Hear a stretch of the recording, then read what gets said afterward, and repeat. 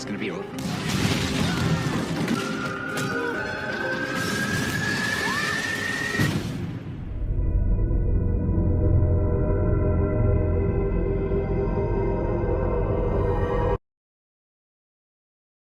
Lost adalah judul series yang tayang pada 2004 sampai 2010 di ABC dengan total 6 season atau 122 episode.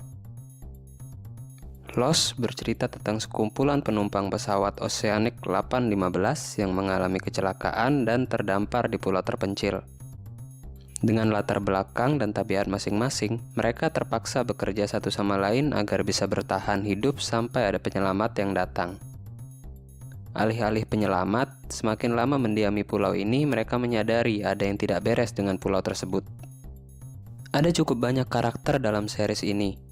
Namun, tokoh sentral dalam series ini dibebankan pada seorang dokter bernama Jack Shepherd, yang diperankan oleh Matthew Fox.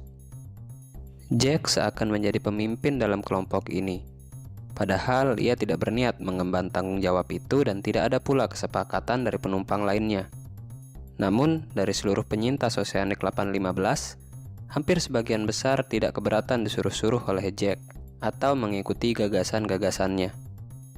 Sebagaimana ajaibnya pulau yang mereka huni, ada yang ajaib pula dari series Lost. Meminjam istilah para pecinta buku, kisah yang ditawarkan Lost sangat page-turning dan menetap cukup lama di kepala. Bagi saya, Lost adalah series yang memuaskan dan bikin candu. Selain ceritanya yang kompleks, ada 3 faktor lain yang menurut saya merupakan kunci kenapa Lost begitu dicintai oleh penontonnya, termasuk saya.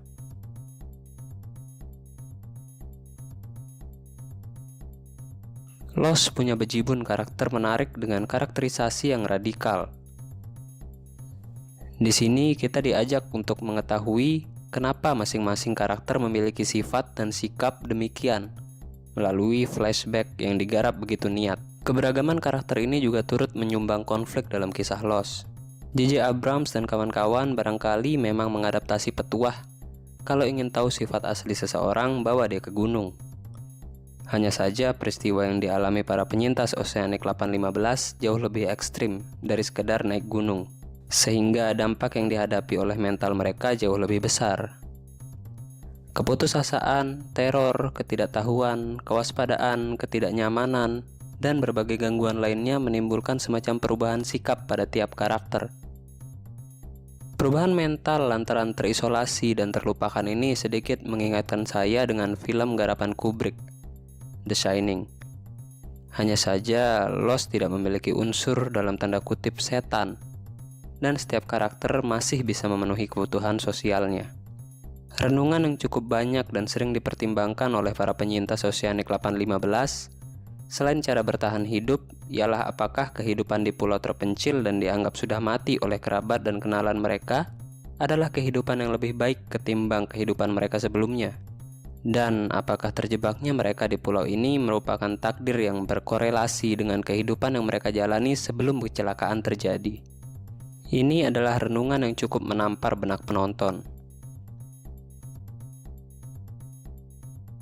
Unsur misteri hampir ada pada seluruh episode Lost. Terlepas alasan internal maupun eksternal produksi, misteri yang dihadirkan bisa diramu dengan baik. Lost mengajak penontonnya untuk menebak-nebak apa yang sebenarnya terjadi. Dan ketika jawaban sudah dekat, kita malah dibikin kecelek dan disodorkan misteri lanjutan yang cukup rumit. Tapi jangan khawatir, menonton Lost tidak membutuhkan otak tajam untuk memecahkan misterinya.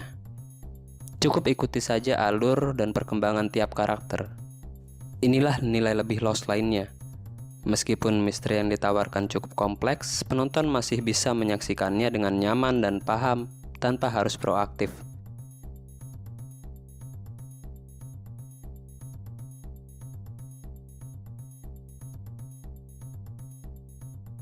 Elemen pulau dalam series ini dipergunakan dengan maksimal. Sebagai ruang terbatas bagi karakter, pulau terpencil menghadirkan nuansa horor, kesepian, terabaikan, mencekam, dan gelisah. Meskipun berfungsi sebagai setting, pulau dalam Lost seolah karakter tersendiri dalam cerita. Ia adalah subjek eksploitasi yang seolah melakukan balas dendam.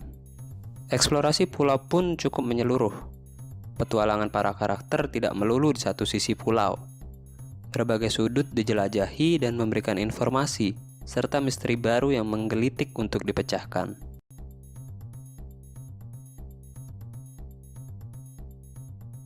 Sebagian orang merasa ending Lost sudah cukup untuk menjadi penutup cerita. Namun tak sedikit juga yang merasa ending Lost malah menimbulkan pertanyaan baru dan misteri yang disuguhkan rasanya belum clear. Saya berdiri di tengah-tengah karena cukup puas dengan ending yang ditawarkan.